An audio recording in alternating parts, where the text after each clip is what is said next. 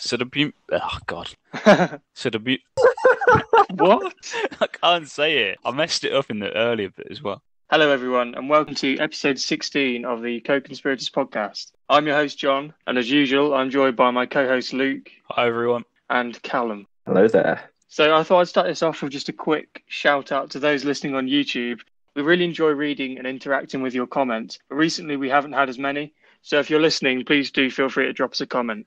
Now, anyway, this week we're looking at conspiracy theories involving planes, but in a surprising turn, we won't be discussing 9/11. Aviophobia, or fear of flying, is amongst the most common phobias, affecting 25% of people. But I'm sure following this podcast, that figure will jump up. There were around 70 million global flights last year, so it comes as no surprise that there are many conspiracy theories involving planes and flights. Some of them are amongst the most well-known in history in recent times. So I'll hand over to Luke for our first theory. Thanks for that, John. And so for my theory, I'm going to be looking at the most infamous triangle in the world. And no, I'm not talking about the isosceles or the fundamental shape underlying Johan Cruyff's total football, but I am indeed talking about the Bermuda Triangle.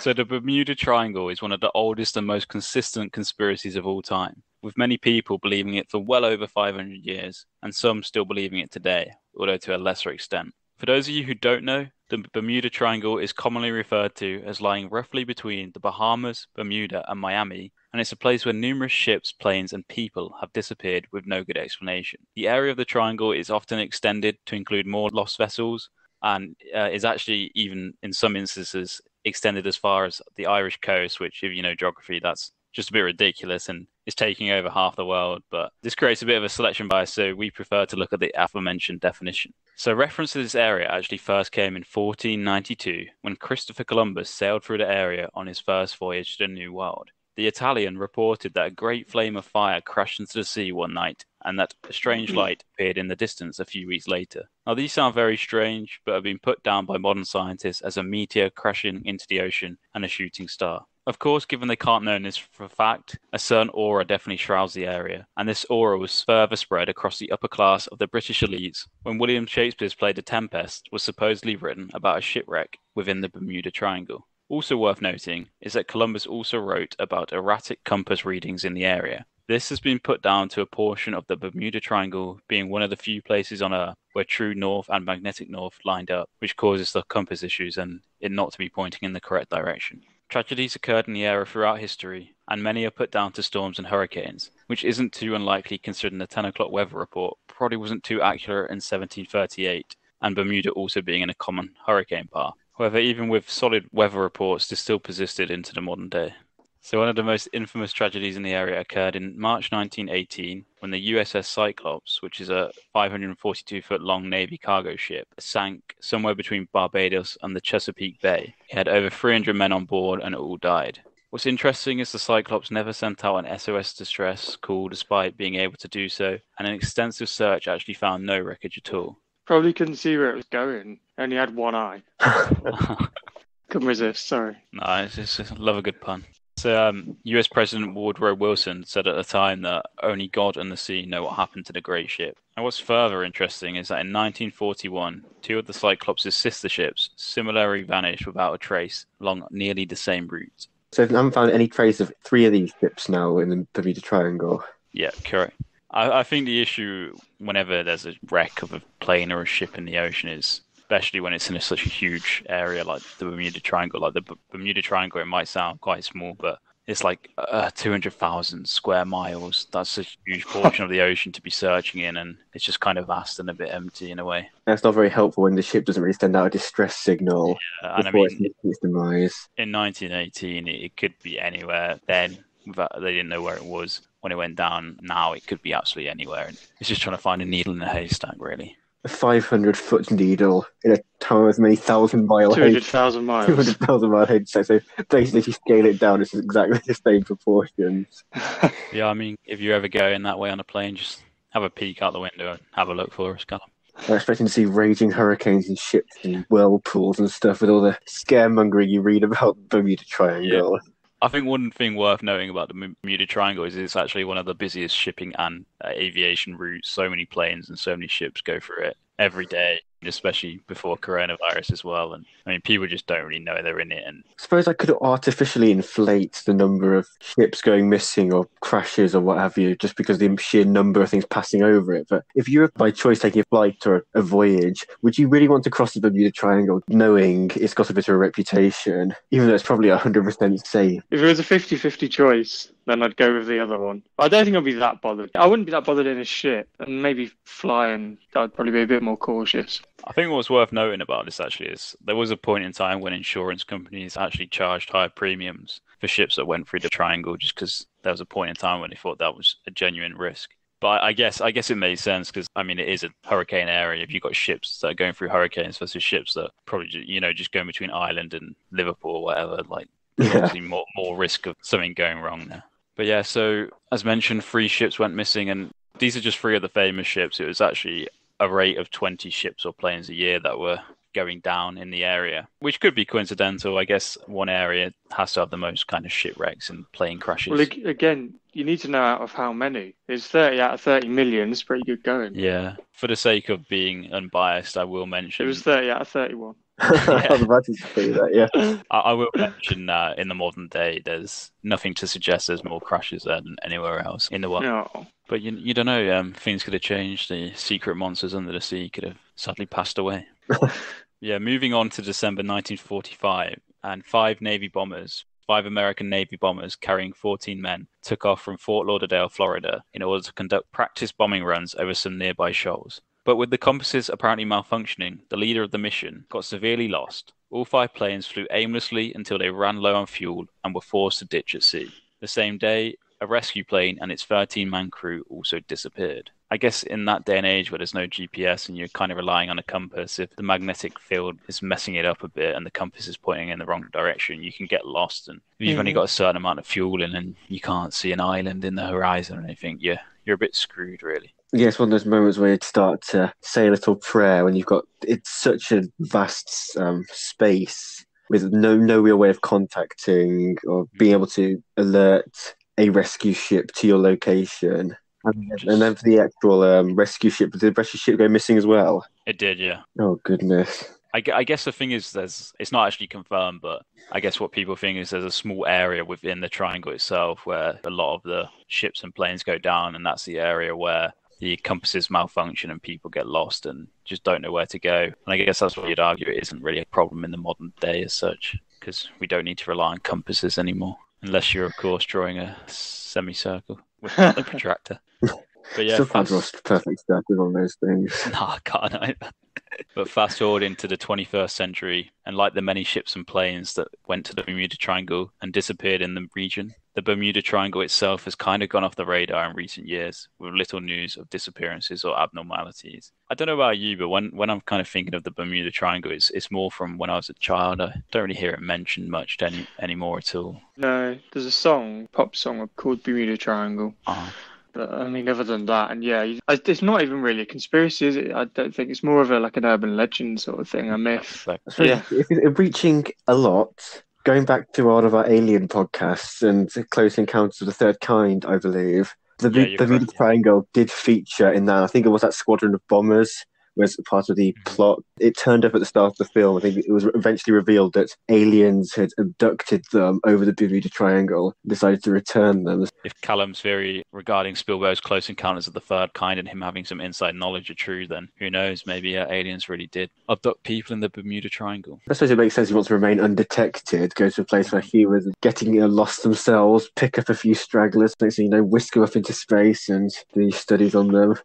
Don't rule it out. But despite this kind of going off the radar in the very modern times, there have still been quite a few reported issues. Just in general, there's been 1,000 reported deaths since the 1900s, with 52 of those being in the 21st century. The most recent major incident is the SS El Faro, which had a crew of 33 aboard, and it sank off the coast of the Bahamas within the Triangle on October 1st, 2015. There was also 2 plane incidents in 2017, with 1 private plane crashing in the area. And also a passenger airline flight, Turkish Airlines TK183, was forced to change its direction from Havana, Cuba to Washington Airport after some mechanical and electrical problems occurred over the triangle. With the Turkish Airlines flight, it's worth noting it's a common route. So if there was a problem over a certain part of the ocean, you'd expect it to happen almost every time. And the one-off that's kind of been happening every few years makes it seem a bit more mysterious. Originally, it was obviously just affecting compasses, but on this flight, somehow the powers to be have upped their game and got it working on modern GPS as well.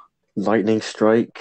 Gonna take it struck by lightning. Electric storm. Who knows? Who knows? So yeah, as John mentioned, there isn't actually too much conspiracies surrounding the famous triangle. It's more of kind of like an urban legend, and realistically, it probably is more explainable by hurricanes and also the compasses by the electromagnetic fields lining up in the area. But there are plenty of conspiracies out there about the triangle, and I'll touch on a few of them now because they're quite interesting and sadly a bit all too far-fetched to be believable, but nevertheless.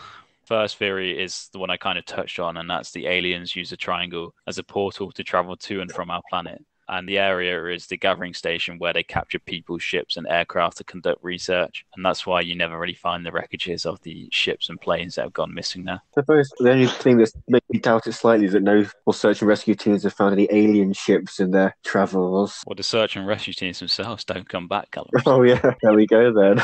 Adding Two for the price of one for the aliens. Perfect system. Humans' instincts to save others is giving the aliens a buy one get one free. Yeah, another theory is government testing, and that's that the U.S. Navy's Atlantic Undersea Test and Evaluation Center is located within the mysterious triangle. This is used as a hub to test submarines, weapons, sonar, secret projects, and some even believe reverse-engineered alien technology. And people believe this sometimes goes a bit wrong, and that's why ships and planes have crashed over the area. Also, they're testing the weapons on other ships that have happened to be passing through. It's a bit harsh, isn't it? You've got to do it sometimes, haven't you? You chose to come through the Bermuda Triangle, mate. This is on you. If you think about it, it's a perfect ploy, really, isn't it? It's like if it goes down, everyone's like, it's the Bermuda Triangle. In reality, it's just the American Navy testing all the reverse-engineered alien weapons. How unlucky to have to be firstly hit by your own, say, like if you're a US ship just travelling through on your shipping lane, get hit by the US Navy. It turns out it's actually alien technology you've been struck by. And then the aliens nab in and take you off as well. Yeah, so the last conspiracy I'm going to touch on briefly, and probably my favourite and the most far-fetched, is that it's actually the souls of African slaves who had been thrown overboard by sea captains on their journey to the American states. And this is actually mentioned thoroughly in a book called Healing the Haunted by Dr. Kenneth McCall, claimed that a haunting sound could be heard while sailing in the notorious waters. And of course, there was no other explanation for this other than being the souls of the slaves. I know, No yeah. explanation whatsoever. Definitely not a howling wind or anything. So yeah, what do you guys think? Do you think is explainable by hurricanes and electromagnetic abnormalities, or are there some deeper reasons behind the disappearances in the triangle? One thing I will say, what I find interesting is that despite how well known it is, and the fact it's in a hurricane path, like no one's actually physically come out and said this is the reason why. It's all just kind of surrounded in a shroud of mystery in a way.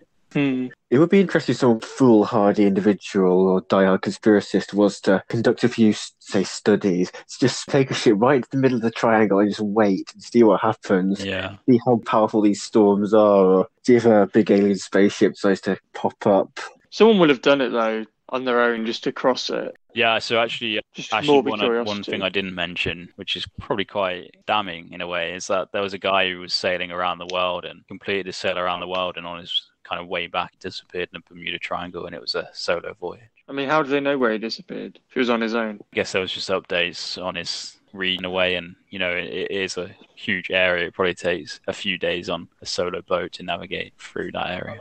Right, so I suppose I'll jump in with some ratings, but I don't even know how I'm supposed to rate it. 10 out of 10. That's all. I guess I'll rate it over. Yeah, I'll just rate the overall mystery of it, I suppose. So in terms of conspiracy theory, I mean, as an urban legend, more so, it's one of the most famous ever. For the reasons you touched on, you know, it's got that reputation of being a mystery spot where everyone goes missing, and there could be various reasons for that. There could be no reason for that. But I think as an urban legend, it really captures your imagination, especially when you're a bit younger. So I'm going to go for an 8 out of 10 as an overall theory. And then in terms of believability, I think you've almost brought this down yourself when you kind of discussed statistically maybe it's not actually that more prone to ships sinking and disappearing and stuff than other areas. I know it's one of the busiest places on Earth, so it's clearly not really putting people off.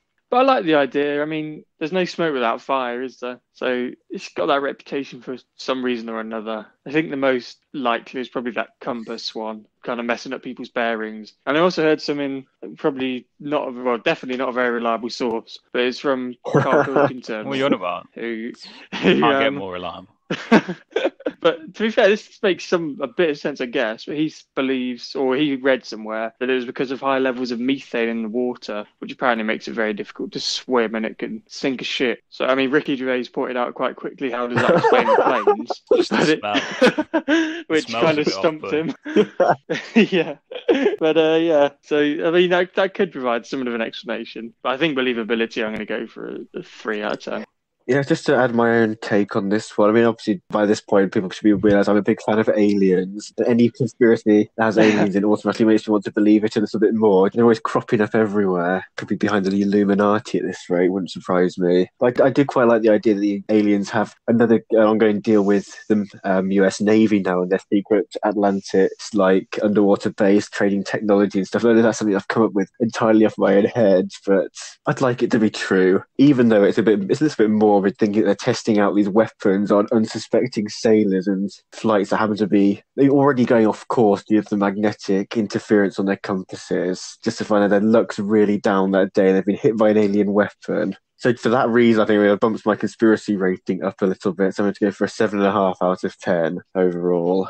As the believability goes, I imagine that, say, a few hundred years ago, hearing about the Bermuda Triangle would inspire genuine fear in a lot of sailors just because of the tales, you think, of ships going missing, never to be found again, and obviously not having any sort of technology and having to rely on the compasses. Yeah, I also wonder if a lot less reliable search and rescue operations if they even existed back then. I suppose even for ships to be going missing and no trace to be found whatsoever, 20th and 21st centuries is certainly spooky when you had the howling wind potentially being the voice of the souls or something like that, what the guy said. Very believable. I think as well on that front, though, even though it is the 21st century, I think last year there's a plane went down in the English Channel and it took them days to find it, and that was even a professional footballer, and everyone was kind of out searching for that. Of course, it still took them like 6 days in such a small area compared to what the Bermuda Triangle is. Yeah, it's just never underestimate the force of nature and the power of the sea. You think it looks all right when you're at the beach, it's pretty tranquil, but when you're out there in the middle of the ocean, it can get pretty crazy out there.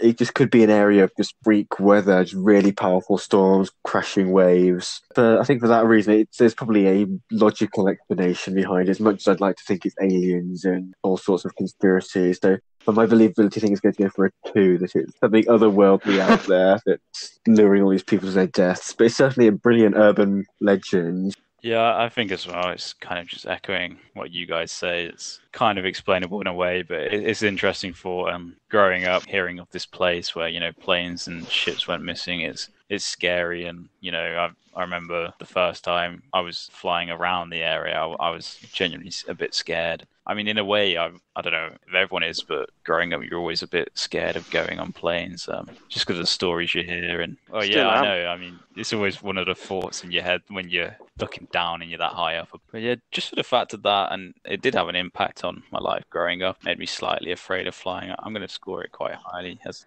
urban legend rather than a conspiracy, and go for an 8.5 out of 10. I was a bit surprised that there wasn't more on this on the conspiracy front, but I guess that's because people just accept the freak weather in the area. It's on a hurricane path, and people might not have known when a hurricane was hitting back in those days. And although there was a plane crash in 2017, I think just looking at the news every now and then in the UK, there seems to be a couple of plane crashes every year of light aircraft. That's the thing, I never realised how big it actually was. No, I didn't. When you hear it, you think more localized. You think they're flying. You literally think they're flying over this tiny little area. Yeah, it's interesting why it's named the Bermuda Triangle, because Bermuda is such a tiny island as well. But I'm going to score it low on the believability front. I think is easily explained by logical reasons, and kind of each case I mentioned could also be explained. For example, I mentioned the US fleet that got lost. Apparently the compasses messed up. The commanding officer said that the guy was hungover, was a bit of a lunatic, and he'd also lost 2 planes in the past. So seems it can be explained. I'm going to go for a 3 out of 10. But that's it for me. So over to you, John. What have you got for us? Right, so The theory I'm looking at, perhaps unsurprisingly, is flight MH370. This is a Malaysia Airlines flight, and I'm sure everybody's heard of this. There's so many theories bouncing around it. We could just do one episode only on this, but I'm just going to kind of look at one of those theories, and perhaps it's a slightly less well-known one. So, firstly, a little bit of background on it. Malaysia Airlines Flight 370 was a scheduled international passenger flight that disappeared on the 8th of March 2014 while flying from Kuala Lumpur International Airport to its planned destination, Beijing Capital International Airport. That instantly raises suspicion with me, just the mention of Beijing. Perhaps slightly unfair, because I certainly don't really go into that side of the theory. I don't think you made it anywhere near there either. But, it's a rough neighbourhood, that. Yeah, definitely. Trump would definitely describe it as a rough neighbourhood. The whole of Beijing. Yeah. So despite the fact that missing aircraft in general are never a straightforward affair, what followed still came as a huge surprise to the entire world. The search for the missing aeroplane went on to become the most costly in aviation history, lasting 3 years across 120,000 square kilometres of ocean, but ultimately failed to locate the aircraft. A second search was launched in January 2018 by the private contractor Ocean Infinity, but also ended without success after 6 months. Tragically, all 227 passengers and 12 crew that were on board were presumed dead, and thus the disappearance of Flight 370 was the deadliest incident involving a Boeing 777 and the deadliest in Malaysia Airlines history, until it was surpassed in both regards by Malaysia Airlines Flight 17, which we'll come on to later. Isn't there quite a few Malaysian Airlines flights that have gone down? Well, I kind of come on to that a bit later. But yeah, there are quite a few. Is there any kind of international pilot standards, or is it done by each country separately? I can imagine just Malaysia's pilot routine is just relaxed as fuck, and anyone can become a pilot, and that's why they keep going down. I don't know. I can understand that for just domestic flights in Malaysia, but surely if you're flying into America or the UK, you're going to have to be up to the standards of those countries. But I don't know for sure. In terms of driving tests, some countries have very, very relaxed tests to get the license, and you can still use those licenses, I think, to drive on foreign roads. That is true, but I suppose with a car, you probably have to have a different license if you're being like a bus driver or a taxi driver, because with a plane, you've got passengers. Oh, yeah. So maybe private flights, you might be able to use your own, but you would hope at least there is some global standard, and not just any old guy can just fly 400 passengers, but who knows? You can just picture having 1 2-hour lesson, and next thing you know, you're on the MH370.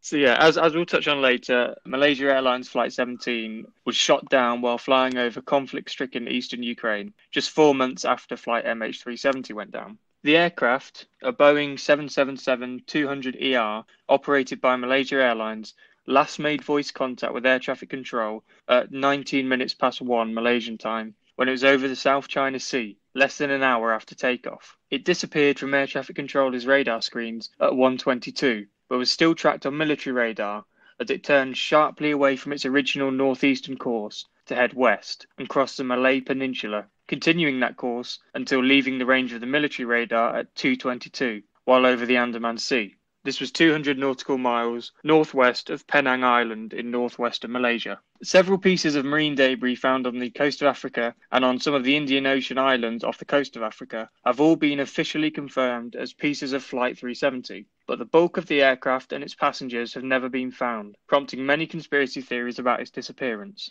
Neither the crew nor the aircraft's communication systems relayed a distress signal, any indications of bad weather, or technical problems before the aircraft vanished. 2 passengers were travelling on stolen passports on the flight, and these were investigated but were quickly eliminated as suspects. Malaysian police identified the captain as the prime suspect if human intervention was found to be the cause of the disappearance, after clearing all others on the flight of suspicion over possible motives. The news media reported several sightings of an aircraft fitting the description of the missing Boeing 777. For example, on the 19th of March, CNN reported that witnesses including fishermen, an oil rig worker, and other residents in the Maldives saw the missing airliner. The fishermen claimed to have seen an unusually low-flying aircraft off the coast of Kota Baru, while an oil rig worker 186 miles southeast of Vung Tau claimed he saw a burning object in the sky that morning. A claim credible enough for the Vietnamese authorities to send a search and rescue mission. Indian fishermen also reported witnessing an aircraft crash near the Malacca Straits. 3 months later, the Daily Telegraph reported that a British woman sailing in the Indian Ocean claimed to have seen an aircraft on fire in the sky. However, the only official explanation as it stands is that the aircraft crashed into the Indian Ocean and will likely never be found, a claim disputed by many conspiracy theorists. Just to clarify, because obviously my geography is not brilliant at the best of times, but just listing off random ports and fishing locations, most of these sort of triangulate in about the same area, right? Yeah, they're all within sort of 25 miles of each other, I think. Okay, right, that's fine. So, because it's not just people trying to make it up for a bit of attention, just to spice things up.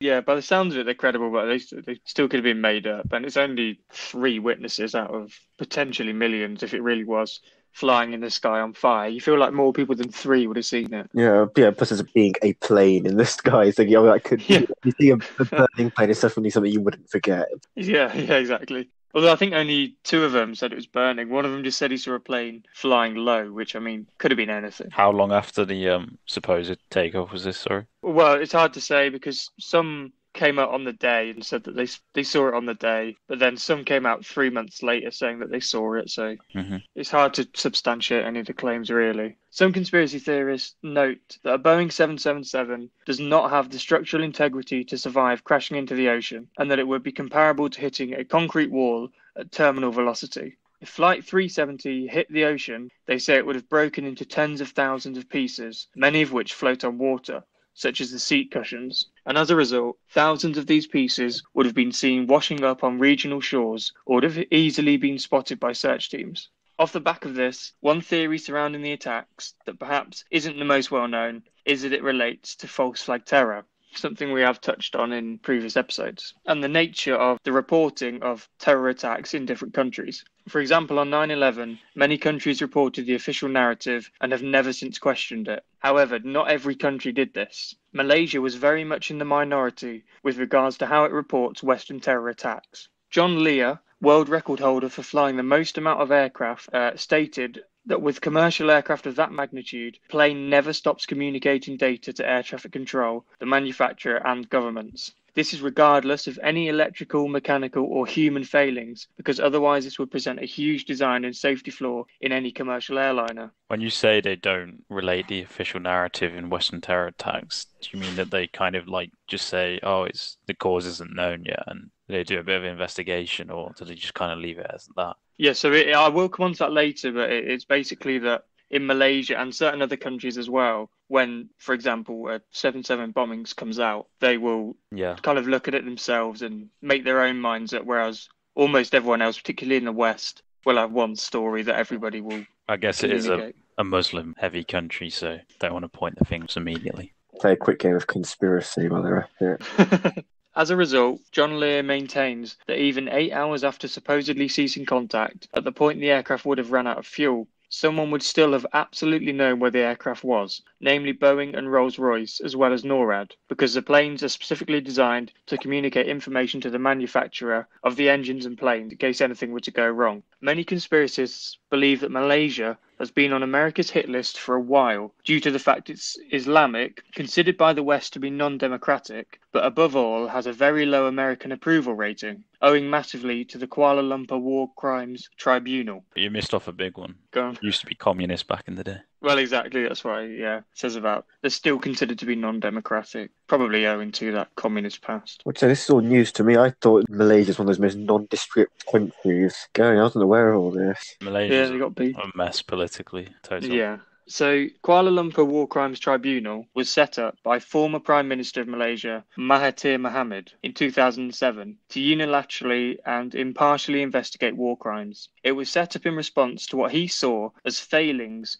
in the International Criminal Court in trialling Western politicians such as George Bush and Tony Blair for their involvement in 9/11 and the Iraq War. In November 2011, Kuala Lumpur War Crimes Tribunal held a trial for Bush and Blair with prosecuting and defence lawyers for all parties. Bush and Blair were not present, but they were contacted numerous times and are said to have absolutely been aware the trial was going on. Both were ultimately found guilty of their war crimes, but this was never reported on in Western media, and the International Criminal Court, despite being sent the information regarding the trials, never commented or did anything with it. In the months following the disappearance of Flight MH370, numerous anti-Malaysian stories started to be published in the UK media. Firstly, a UK backpacker was reported to have had his throat slit whilst travelling in the country. Flight MH17 was then also blamed by the UK media, saying that it shouldn't have flown in the area that it did. And then also 2 British students were then reported to have been murdered in Borneo whilst on a trip. Kind of getting onto some of the numbers and why some see it as suspicious. So in 2013, there were 25 million flights and around 200 deaths. In 2014, the year of Flight MH370, and this supposed anti-Malaysian narrative, there were 537 deaths on Malaysian Airlines alone. Given Malaysian Airlines make up only 0.42% of the world's flights, they had made up in that 1 year alone almost 250% of the previous year's deaths for the entire world. I know, so dodgy pilots or perhaps something else to play, who knows? I was going to say, because 200 deaths a year, was it for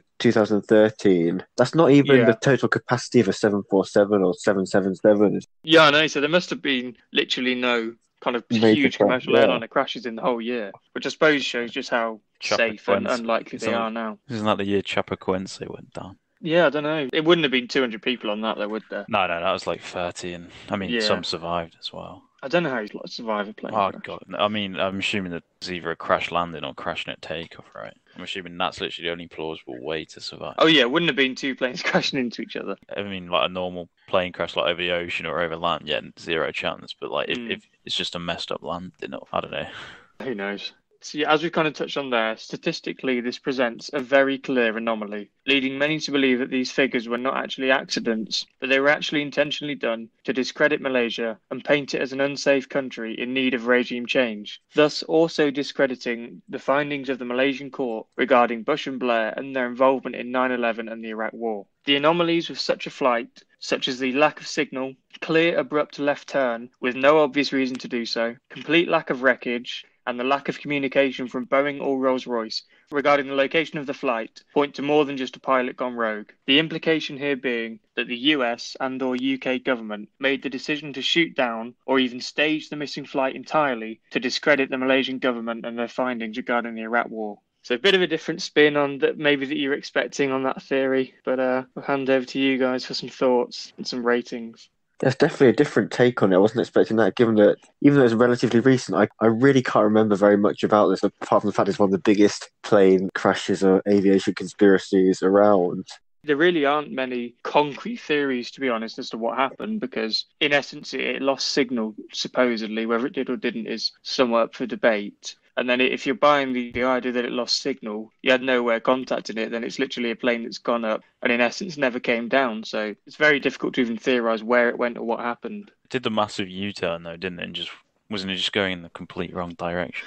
It did an abrupt left turn, which, for no obvious reason, and then carried on that route and then passed out of military radar range and was never seen again. I mean, that sort of course deviation would maybe imply, it would probably been one of the things like a hijacking sort of event where someone's got into the cockpit and told the captain, right, I'm in control now, you're going where I want you to go. But either that or just the captain's got a bit bored and decided, right, let's spice things up. I don't know, maybe personal vendetta, something like that. Mentally unstable, who knows? I think what's also worth knowing is John mentioned this might be to kind of get some regime change within Malaysia. And what's interesting is that in 2018, the ruling party in Malaysia lost an election for the first time in 60 years. So you could argue in some respect adds credibility to the theory as there was regime change. And it was to a more Western-centric government.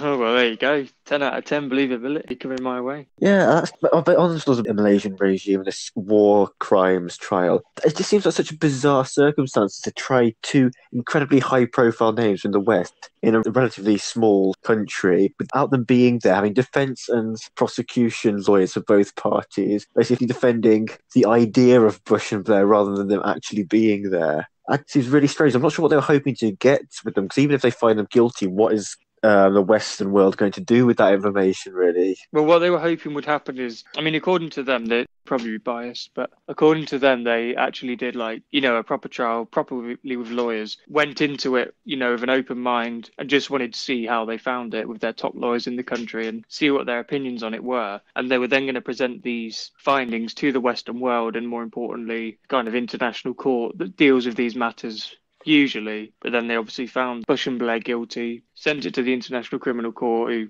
basically ignored the information and nothing really came of it. Yeah, because they definitely would not have been the first to accuse Bush and Blair of war crimes. There's been certain lots of people much closer to home who have been doing that as well. So that is an interesting development. It definitely adds some credibility to this argument, I think. And then also Luke's revelation that there has been regime change since, as well as the statistical anomaly of there being almost, well, more than double the amount of, the average number of deaths on Malaysian Airlines alone for 1 year. But cutting these the other way, though, I'm not sure how, okay, a couple of plane crashes were two tragic events, if we're assuming that's exactly what happened, how that's really going to sway either a country or government or what have you to change or find the people to vote them out based on two plane crashes. But it just seems like a bit of an odds one to try and sway the tide of an election. Or yeah, I think the idea was, according to this theory, basically to try and discredit the country as a whole. So they had all these other stories about people going on holiday there and getting their throats slit, and then to say, you know, look at their international travel, their planes aren't safe, their pilots aren't safe. So clearly they need a shake-up as a country. They need more Western influence on them. They can't just go on being, you know, doing their own thing sort of thing because they can't be trusted, because they're making the argument, you know, the current leaders are inadequate, incompetent. They found Bush and Blair guilty, so just trying to rubbish that claim before it really gets out. So, yeah, I think it was just a chain of events culminating with these two huge plane crashes that were just trying to get the Western world, but maybe people in Malaysia as well, to think, well, yeah, maybe we are a bit unsafe. We're not run very well and try and get a revolution now. I'd imagine that Malaysia is one that's been on America's radar for a long time, given kind of its communist uprising in like the 60s, and then also the fact it's been ruled by this same party for 60 years. And I think as well, it's an easy target in a way for America. It's a very traditionally Islamic country, but at the same time, it's super diverse in that there's a lot of people from a Tamil background and a lot of people from a Chinese background that are not allowed to ever step into politics because that's the way the law works there. So, you know, there's an easy target for an uprising. You've got these people who are kind of oppressed within their country. And I mean, they want change more than anyone. So a few events and a bit of a chain reaction. There you go. America's done it again. Saved the world from evil. Against a country that definitely does not have the power to fight back. I mean, you say that, Vietnam. Yeah, I suppose that's a completely different situation. You think because America decided to go there and fully invade them and not knowing what they were getting into. That's a whole other can of worms, I think. Yeah, when that failed, that's when they went into all this false flag stuff. Play it on the down low so no one expects them. Yeah, so it's like there's these little stories about tourists being murdered, etc. It's just little appetizers, and we'll serve them the main course of the two plane incidents, let's say. It's just crazy that John Lear coming out and saying, basically rubbishing the claims that there was no contact from the plane. It's impossible to trace where it went, given that several different instruments will never stop communicating with their manufacturers. I found that part really interesting too, because it would make sense. It doesn't make sense that, you know, a plane can go slightly off course and then we'll lose contact with everything. We have GPS. We can fire GPS signals and whatever, thousands and thousands of miles. And so for a plane that's always going to fly that same distance, you would think it would have to go halfway around the world to even get close to coming out of range. So, yeah, I found that part quite interesting, that nobody could gain any sort of contact with it. Isn't it quite common, though, for planes to go down and people just have no idea where they go? It always seems to be the case that you lose communication and lose radar. It's common with air traffic control that you would lose communication because they're having to do so many planes at once and only in a very certain area, because then they hand over to another air traffic control tower. But I think in terms of the manufacturers, yeah, it's something that's perhaps not very well known about him. Never know, might be part of a wider conspiracy, but he certainly seems to think that Rolls-Royce and Boeing at the absolute minimum would know exactly where this plane was at all times, because it was fitted with their parts that would have their own tracking systems on them. Then again, you think Boeing and Rolls-Royce, American and British companies, could be on the conspiracy. Exactly. I think it's been a really interesting take on it. It was certainly not where I was expecting the MH370 conspiracy to go. So for that reason, I'll give it a 9 out of 10. I really enjoyed this one. It also does leave the avenue open to explore some of the, I'm not saying the less believable angles, but the ones that have maybe less evidence behind them, just given the nature of it's very difficult to find out what happened because you've not found very much wreckage at all by the actual plane, etc. And there are certainly a few little statistics, bits of information here that seem to substantiate the claim. And when you take into account the wider context of the communist uprising, Malaysia being viewed very unfavourably by the West, and the inflammatory trial of Bush and Blair, which I definitely think that US especially would want to brush under the carpet, given Bush's dealings with, say, like 9/11, the whole Iraq War, As for Tony Blair, probably less said about him the better, in my opinion. That's the thing, they're controversial enough as it is without an official trial from an official other country's government and legal system finding them both guilty of war crimes. I think that's probably the closest they're ever going to get to be actually put on trial for some of the actions they've done that definitely could be described as war crimes. No matter how you look at it. Oh, yeah, absolutely. So if I was going to give it a believability score, say for the last week's episode discussing false flag terror, I think this is wet the whistle certainly to do some more exploration into this. Because so many different cases now, if you're lumping this in with it as well, it's certainly got some credibility. I think for that reason, I'm going to go for a bold. I think I'm going to go for a bold 6.5 out of 10 on believability, just because there doesn't really seem to be any other credible explanation as to how a flight could go missing in such a way with, say, no communication despite manufacturers' guarantees, lack of motives from passengers. I think that they did thorough background checks. And of course, it just seems so strange for a plane to make such an abrupt turn when there's no evidence. Because if you think it was hijacked, there'd be mayday signals, they'd be communicating, sending, right, we are under attack. This is why we've taken this course correction for nothing to come out. It's certainly suspicious. Okay, thank you very much, Calum. I'm very happy with that believability rating. I'll take that all day. Luke, what are your thoughts? Yeah, I'd go in what Calum said. It is in the way I expected it to go, but it's a really interesting angle. I feel like you could have got so much out of this. There's so many conspiracies out there, but to go into so much depth in one of the lesser known ones, you've done a good job, and it was really interesting. So I'm going to score it highly as well and go for a 9 out of 10. What I really found interesting is I never really knew this kind of Western intolerance towards Malaysia. I've never thought of it that way, but to be honest, it does make sense. It was a country that's had the same regime for 60 years, a country that Britain was at war in the 50s, I believe. So, that same regime was involved there, no doubt. And at the same time, it's a country that's kind of taken the American flag and stuck a Muslim symbol on it. So there's no doubt that America's not particularly liking that one.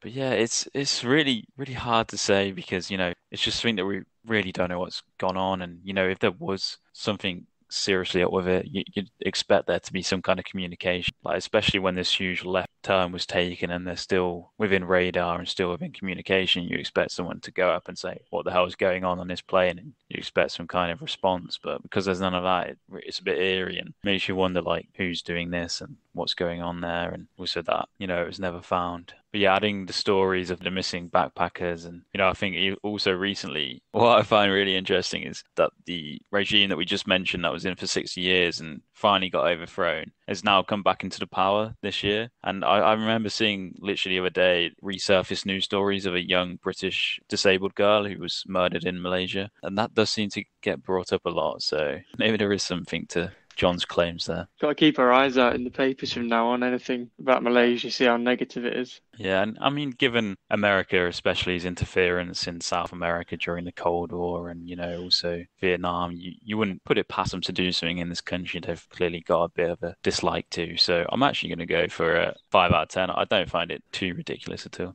Okay, thank you very much. I'll quickly rate my own. Yeah, I did enjoy doing perhaps a less well-known take on it. I think some of the explanations out there are a bit ridiculous. And this one at least seems to have some grounding in fact, with the whole court thing and very real reasons for America and the UK to perhaps find an enemy in Malaysia. And then also the interesting part about the signals and certain people in aviation believing that it wouldn't completely lose signal at any point. So yeah, I certainly found it really interesting. I'm going to go for a 9 out of 10 overall. And then believability, I think, again, that there's so many wild ones about this theory, and some will be touched on in conspiracy later on, so stick around for that. But yeah, it certainly is one of the more believable ones.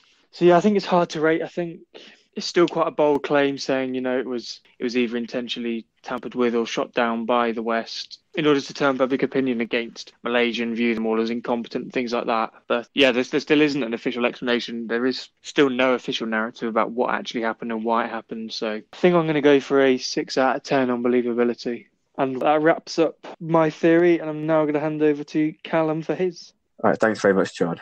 You guys have covered two of the biggest flight-related conspiracy theories, with Flight MH370 being one of the most widely recognised aviation mysteries in recent memory, and the Bermuda Triangle having been infamous for hundreds of years. In comparison, my conspiracy might have flown under the proverbial radar for many, myself included. Exactly there. Hope you spot that one. It's not like me and John both use that joke about 5 times in Couldn't resist. But yeah, let's get back to the theory. So prior to doing my research for this episode, the fate of Korean Airlines Flight 007 was not something I was ever aware of. So without further ado, I'm going to outline some of the truths and some of the conspiracies surrounding the airline disaster on the 1st of September 1983, where all 269 passengers and crew on board KAL007 lost their lives. It's not related to the Korean intelligence service, is it? Not the Korean intelligence service, it's Korean Airlines, I think KAL, and then 007 is just a chance name.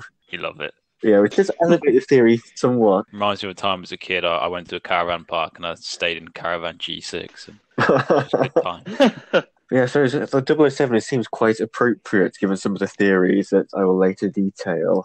The Flight 007 was shot down by a Soviet Su-15 interceptor after deviating 200 miles from its original planned route and flying through prohibited airspace. The official narrative states that the Boeing 747 airliner was en route from Anchorage, Alaska to Seoul, but due to a navigational mistake made by the crew, deviated from its original planned route. This was attributed to complications between the autopilot system and navigational computers, which did not recognize the magnitude of the deviation from the plotted course. Surrounding air traffic control systems also failed to notify the plane about its changing course. I'll avoid going into lengthy details regarding the specifics of the different navigational systems, autopilot settings, and radio frequencies that fostered said circumstances, as it's a lot to get one's head around. Nevertheless, to summarize the situation, the flight was meant to take a southwesterly arcing path over Japan, but the navigation error produced a flatter, more northerly trajectory. So this meant the plane found itself encroaching on the prohibited airspace of the Kamchatka Peninsula in southeast Russia. I think that's already quite suspicious. One, that the pilots and their own onboard GPS and all that haven't noticed, and then also that air traffic control haven't noticed it either. It's kind of already sort of 3 failings in one, which is already pretty suspicious and unusual. Oh yeah, definitely. There's quite a lot more to come on that. But just for a bit of context, so by 1983, Cold War tensions between the US and Russia had reached heights not seen since the Cuban Missile Crisis. Russia perceived US military initiatives and exercises as inflammatory, believing that the Americans were planning a preemptive nuclear strike against the Soviet Union. The US, sort of in response, or as part of their monitoring of the Russian nuclear situation, regularly flew reconnaissance missions over the Kamchatka Peninsula, which the Soviets were unable to intercept. Didn't America have some kind of stealth planes as well that were impossible to pick up on radar? Yeah, it had various different stealth planes. We mentioned in one of our earlier podcasts, I think it was the UFO ones, about the Lockheed SR-71 Blackbird, which was at its peak around this time, and it was basically too fast to be shot down and flew too high for missiles to be effective against it. They're the maddest looking planes ever. I had the privilege of seeing one about a week ago, and they look just as futuristic and Star Wars-like in the flesh as they do in the pictures. They are just so cool. The fact that it's all black as well, I think that adds to it. I know. So, preceding the disaster, there was heightened alert around the peninsula because of a Soviet missile test scheduled for the 1st of September, the date of the disaster. A US Air Force Boeing RC-135 was flying reconnaissance around the time that Flight 007 was airborne. The Soviet Air Force had been tracking the South Korean aircraft for over an hour and classified the aircraft as a military target when it re-entered their airspace over Sakhalin. Appearing oblivious to the situation, Flight 007 began climbing. Let's later reveal that this was in the interest of fuel economy, exchanging speed for a higher altitude. Unfortunately, the pursuing Soviet fighters perceived this as an evasive maneuver because it caused the plane to completely overshoot the airliner. So they thought, right, it's trying to dodge us. And this was communicated over the radio, and there's transcripts of this. So did they not? Because normally when you scramble jets, you radio into the target plane saying, kind of, if you carry on like this, we're going to shoot you down. So did that happen? Well, there's some controversy about this. I think initially Russia, they claimed they tried to establish radio contact and failed, but later transcript revealed that there was no attempt to make radio contact at all. Warning shots were fired, but the airliner appeared completely oblivious. I think the explanation was they didn't use tracer rounds, they just used ordinary rounds that couldn't be seen at night. It was a pitch black middle of night when this exchange took place. So what are tracer rounds, like flares almost? Basically, yeah, the ones you can sort of see in military clips, these arcing white streaks. Essentially, they're very visible compared to an ordinary bullet.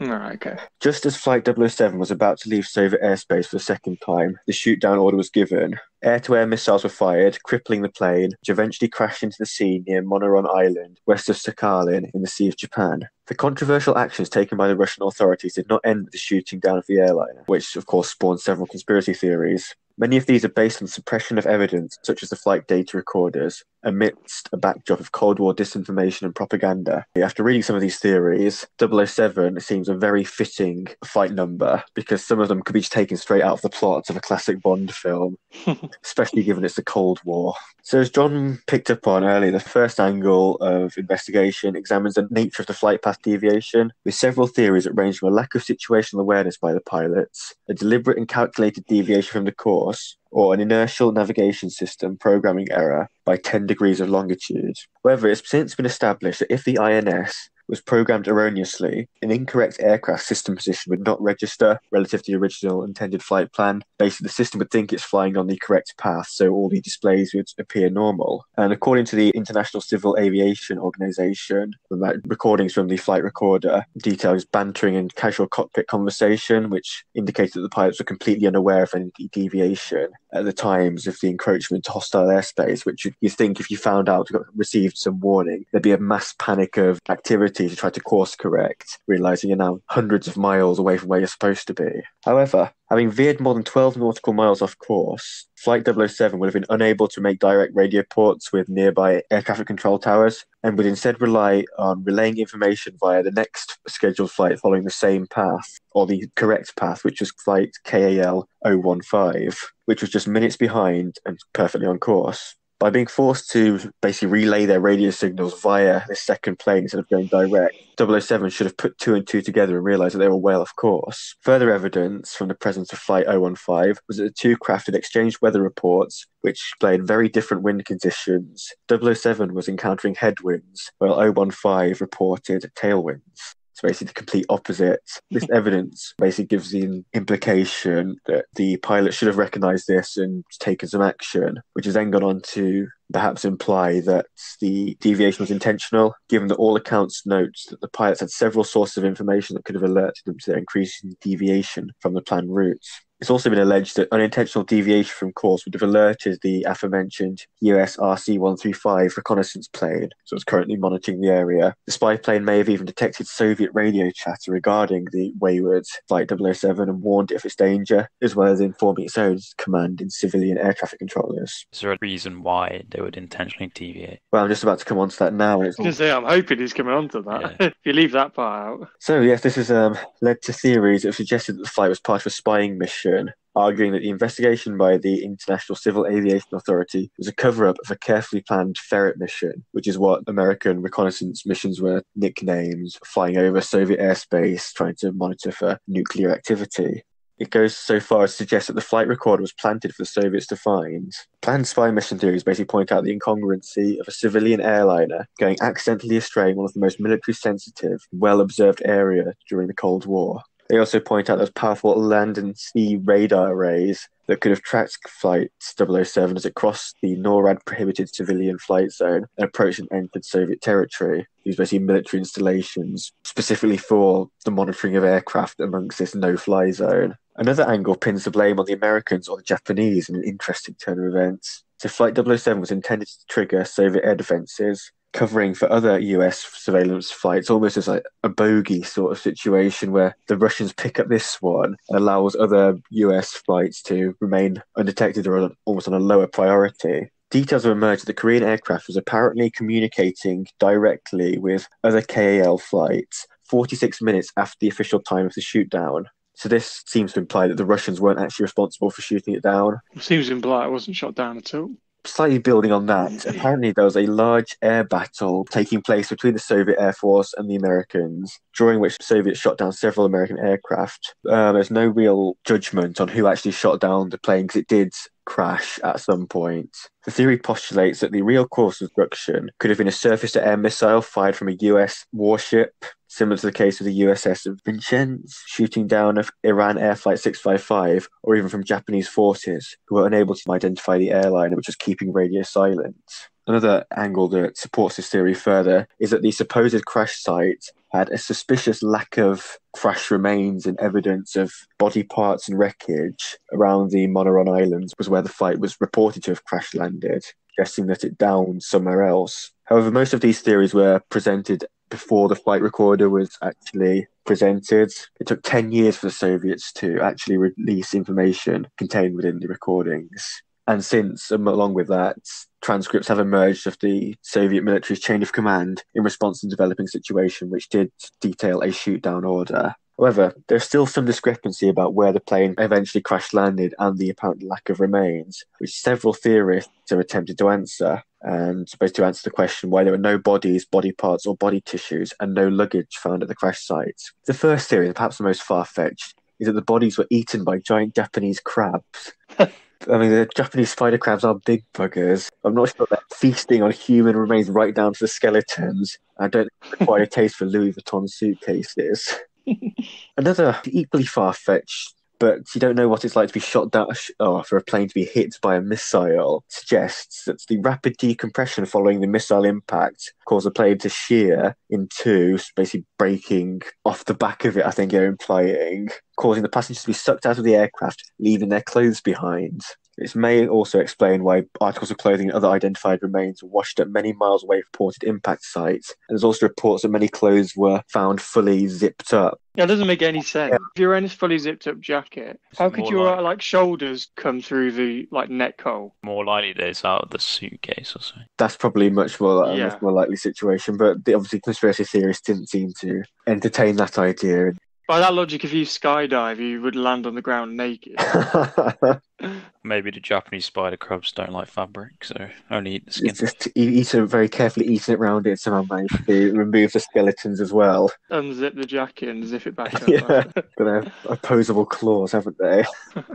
However, a more sinister angle does suggest that Soviet authorities removed the bodies, with findings that emerged from civilian dives just 2 weeks after the crash, implying that the wreckage corresponded to a secondary placement and the removal of both the passengers and aircrew of Flight 007 by the Soviet Navy, who they claim had been at work prior to them, using both divers and trawlers. Basically suggested that in the 2 weeks before the actual investigations by diving teams, Soviet Navy conducted their own investigation, moved all of the bodies in an attempt to corroborate their story of events, which was at the time they hadn't shot down the plane. So as I mentioned earlier, it's worth noting it took 10 years for Soviet authorities to come clean with the flight recorded details, and that did contain much of the information that challenged some of these theories. Nevertheless, the investigation dives conducted by the US and Japanese authorities were not without controversy, as they had to contend with disruptive tactics and interference employed by the Soviet Navy. There's quite a long list of some of the actions taken by the Soviets, which included false flag and fake light signals, sending an armed boarding party to threaten to board US vessels, interfering with a helicopter coming off the USS Elliott, attempted ramming of rigs used by the South Koreans in their quadrant search, setting false pingers in deep international waters,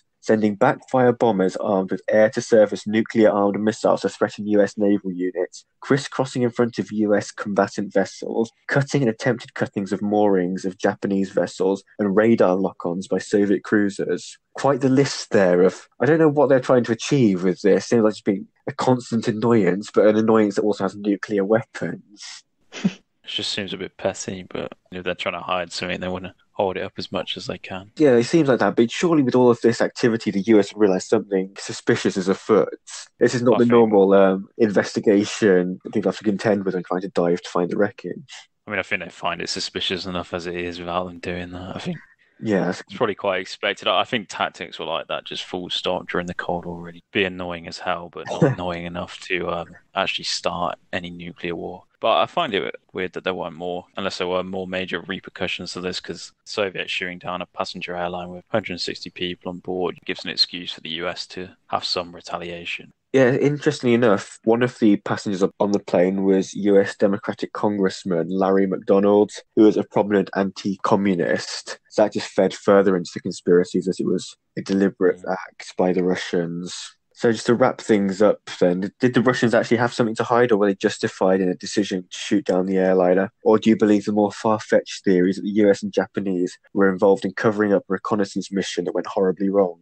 There's one thing's for certain that this is a tragic event, and there are still several angles I've yet to cover in the interest of time. But I'd definitely like to revisit the fate of KAL007 in a potential follow-up episode. But in the meantime, I'll throw it over to you guys. Was it a genuine human or mechanical error that caused the flight to deviate so far from its course, or was it involved in a wider conspiracy to spy on Russian nuclear activity? So yeah, I think this is a really interesting one just because it seems like a type of thing that would be really high profile, and yet I think any of us had heard of it, which I think is weird in of itself, to be honest. But yeah, I found this one really interesting. You know, the fact there's a few different angles you can take. No one on board survived. They didn't really find the remnants of the bodies and things like that, and tie in Cold War tensions and all that. I think it gives you a really good conspiracy theory. So I think in terms of an overall score, I'm going to go for an 8 out of 10. Very solid. In terms of believability, again, you kind of have to split it in terms of what I think actually happened, I suppose. Yeah, I think for the believability on this one was it either a mistake, a mystification, mistaken identity, or was it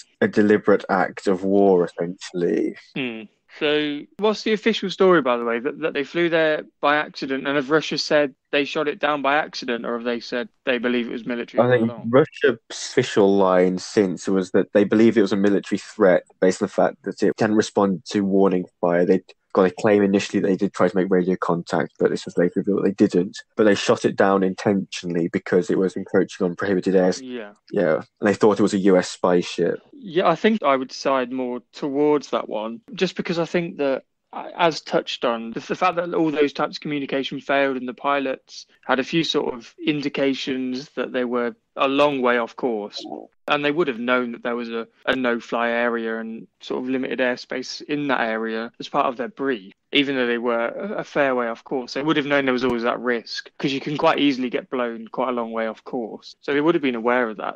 So I think the fact that they, struggled with communication, didn't really do anything to correct it, and then sort of supposedly Russia tried to contact them, heard nothing back, does add weight to the theory that maybe there was something a bit more going on rather than it just being an accident. I think maybe the fact that they were heard laughing and joking would go against that, but you could make the case that, perhaps that never happened if it actually was an undercover spy mission. So I think in terms of believability, for it being, some sort of flying mission that was shot down because in essence it got caught, yeah, I think I might go for a 6.5, because I think, given everything you've said, that is more likely than it being a pure accident, that they've flown into the one zone they couldn't fly in, that they ignored all these warnings and signs. I think it's more likely that it actually was some sort of undercover spying mission, maybe done in a civilian aircraft to almost try and get away with it. Yeah. If they were spotted. Because they did a few suspicious things, like you say, like flying up high, almost perfectly evading the jets, things like that. So yeah, I think it's more believable that it actually was a spy mission rather than an accident and a normal commercial flight. So yeah, 6.5 on that. Yeah, that makes a lot of sense. How about you, Luke?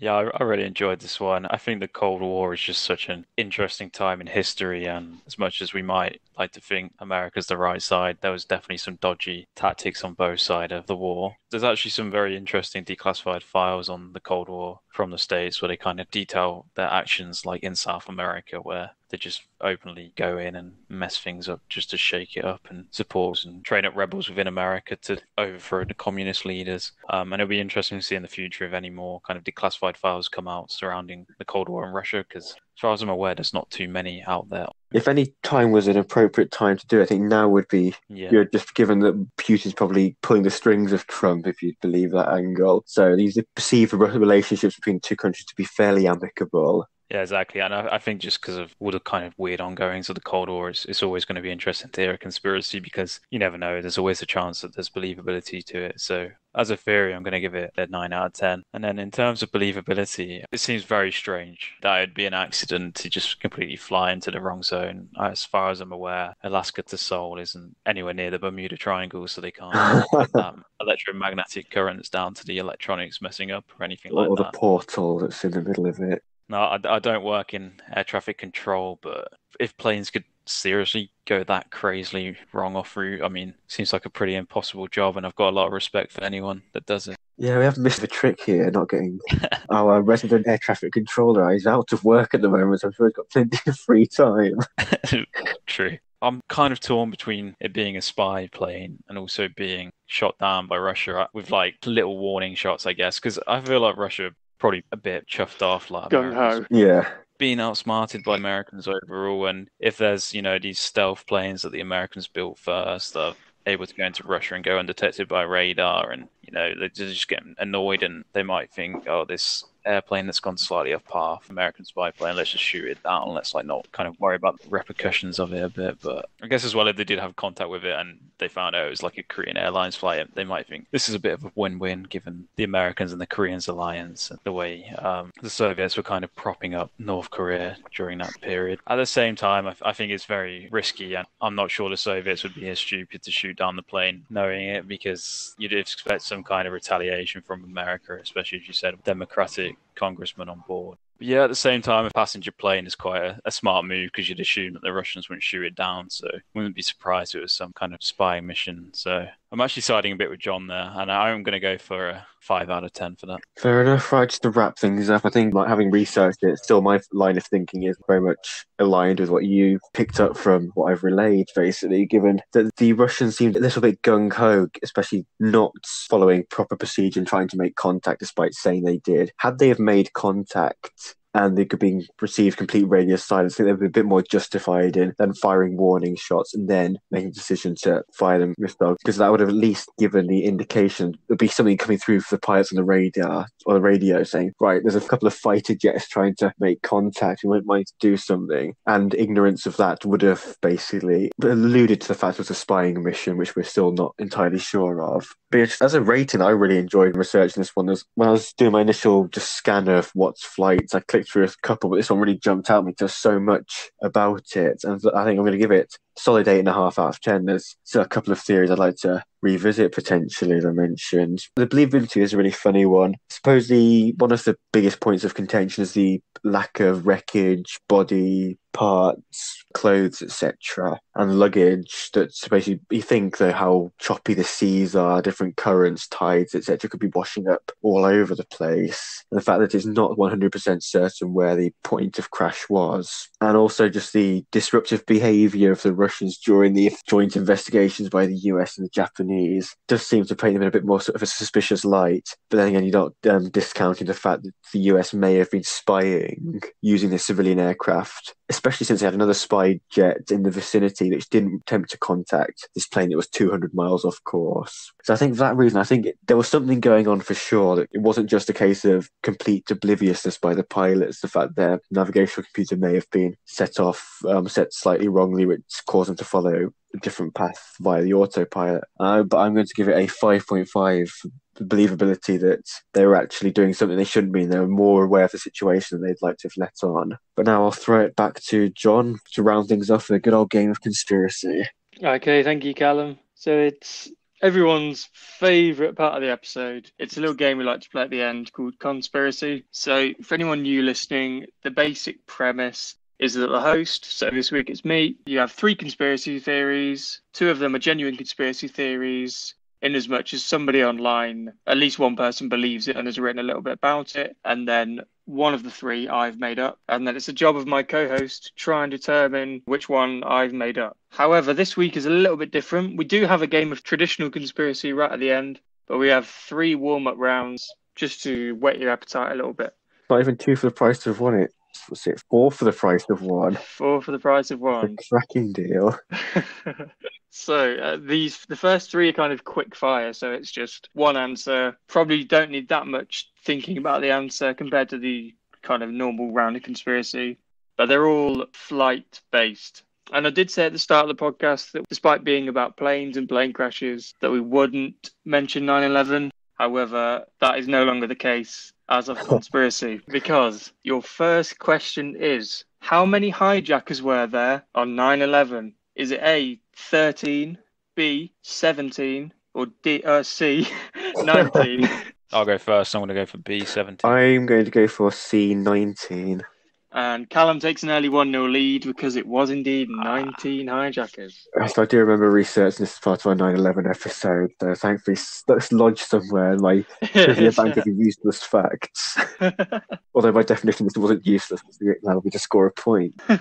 Okay, so your second quickfire question is all about the kind of stories of celebrities that were supposed to be on 9/11 flights or at the Twin Towers on the day of 9/11. There were a huge number of celebrities who were supposed to be there but weren't for varying reasons, which some put down to, complete coincidence. I think the most famous, at least, is Seth MacFarlane. And because 9/11 was before Family Guy and things like that, if he had caught his plane, then we would never have got Family Guy, which some may see as a positive, some as a negative. So yeah, the question here is, which one of these three was not supposed to be at 9/11, either on the plane or in one of the towers on the day? All right. So A is Michael Jackson, B is Camilla Parker Bowles, and C is Gwyneth Paltrow. But I think the thing is, which one of them would John have made up? Do you want to go Okay, first? right, yeah, I'm going to just a complete stab in the dark, and I'm going to say Gwyneth Paltrow.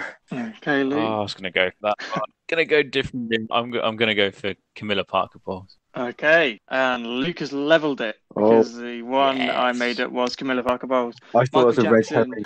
Michael Jackson performed at the Twin Towers the day before and was supposed to be paying a visit the day after, and Gwyneth Paltrow was supposed to be on the flight. So in terms of this quickfire round, you got one more. So if you go different, one of you will be taking a lead into the final round. But this one is not even conspiracy based. This is pure trivia. And I'd be impressed if you know it outright, but you've obviously got the options. And it is, in which year was the first commercial plane crash in England? A, 1919, B, 1923, or C, 1938? Right, I'm going to play it safe and go in the middle. I'm going for B, 1923. Get that in quickly first of all, Luke can. Okay, well, I actually know the answer to this one. It's 1919. Well, he said it with such confidence, and I don't know if it was a bluff, but he is correct. It was 1919. Fair play. So It was a total bluff. Just look smart. I got it right. I shouldn't really be saying that. right, so Luke leads 2-1 going into the final round, and I think I will make it worth 2 points. So that way, what? You can't. You'll have a Calum winner. can win. Yes. Okay, so theory number 1. The oxygen masks on planes contain small doses of drugs to get you effectively stoned and keep you calm in an emergency. 2. The Freemasons provide all police and air ambulances during terror attacks. And number 3. Flight MH370, as touched on earlier, but I didn't go down this route, was brought down by a black hole. Wow. Do you want to give us a bit more? I can give you a little bit more detail. Before you do, can I just check? Have you watched the film Fight Club? I have not, but it is about to get mentioned. Right, so then, okay. Which Fight film? Club. Fight Club. We said Flight. Fight Club. How have you not watched Fight Club? It just doesn't appeal to me. You're literally the target demographic. So, yeah, basically, this theory, I suppose you can see how people would come up with it anyway, but it only really stems from that Fight Club quote, in which Brad Pitt says, "In a catastrophic emergency, you're taking giant panicked breaths. Suddenly you become euphoric and you accept your fate." So kind of from this quote came the theory. I mean, given the fact that John hasn't watched Fight Club, I'd say that he's found that one. Unless it's just a huge bluff. You never know. You seemed a bit shocked when I said I hadn't seen it. Oh, he's playing a good game here. Could have seen it very recently and it's fresh in my mind. And I know you had the PS2 game. So. Seriously, was that a thing? Yeah, if you get a chance, look it up on YouTube. It's a stinker. Oh my god. Okay, so the second one about the Freemasons providing all police and air ambulances. There have been numerous occasions and pictures where the air ambulances and the police helicopters during terror attacks quite clearly say Freemasons on the side. So the theory behind this goes that these are actually there to survey from above and ensure that any false flag terror and planned kind of terror exercises actually all go to plan. So they have a bird's eye view of the events and can keep an eye on it. And then MH370 being brought down by a black hole. So the evidence behind this is the lack of debris. So thinking kind of where did all that debris go? And the first thought is a black hole. Yeah. In the middle of the ocean. I mean, there isn't a great deal more on it. There is. It's not if it's a genuine theory or not, is it? It's if someone believes Well, yeah, it. exactly. The black hole was created by the military as a kind of new technology trial, and the target MH370, because there were 20 technical experts on board involved in electronic warfare. Also, a bomb went off as it passed over the Malaysian jungle, and this bomb supposedly was dense enough to cause a black hole using this brand new technology. Wow.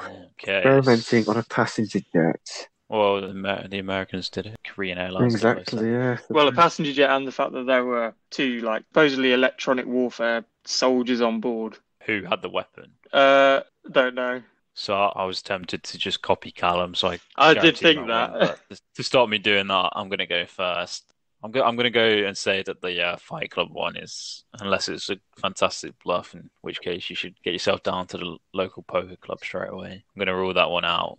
The thing with the Freemasons one is a lot of people believe many things to do with the Freemasons and kind of running the world, and wouldn't be surprised if that's out there somewhere. Especially the Illuminati. At the same time, exactly. And at the same time, MH370 is very mysterious. And when it first happened, like, conspiracies were flying all over the place. So, given some of the answers we've had on conspiracy again, you wouldn't be surprised if someone's put two and two together and gone for that. For some reason, though, growing up, I just feel like John mentioned the Freemasons a lot. I feel like he has a weird obsession with them, and to the point that he might actually be. But by a lot, you mean maybe twice a year at a push? I just, for some reason, Dan has mentioned them a lot. So I feel like if you're making up a conspiracy, it would have been about the Freemasons. So I'm going to go the Freemasons. It's the made-up one. Okay. And Calum, do you agree or disagree? Well, there is the added pressure. If you agree, you lose. just to pick up on Luke's conspiracies flying around plan that did not go unnoticed, whether it's intentional or not. They did go unnoticed by me. It went unnoticed by me. As the Freemasons will go, when you mentioned it, I had the thought, right, as the actual paramedics on the ground teams, they're helping you up on the stretcher, they're giving you that secret handshake to master idea if you don't give it back, just drop you back on the ground. That's quite an interesting argument. The fact you'll be almost hiding in plain sight, writing Freemasons on all your air ambulances, I find that a little bit far-fetched. But again, as for maybe individual members or teams piloting them being Masonic or Masonic members, I wouldn't quite rule that one out. So a lot of your police will be in there, especially higher ups. As for the third one, the MH black hole one, is one of those ones that's just too ludicrous to be made up? As in, you couldn't think of something that far-fetched, even though there's been so many theories surrounding this mysterious disappearance. And the first one, because Luke's basically put his money on that one. I just can't say it in the interest of the game. But it's one of those ones I think that it's not even a conspiracy. I think it's just true that even if it's just massive hits of oxygen, will get you high. So anyway, people go to oxygen bars and stuff, don't they? Yeah. Or you have it. Yeah, you want to go out for a couple of pints. Probably mustn't be a strong dose, but just to make my decision, I'm going to go for the Masonic one as the one that John has made up. Not that I'm accusing you of being a Freemason or anything, although I do agree with Luke when he hasn't mentioned it more than anyone else.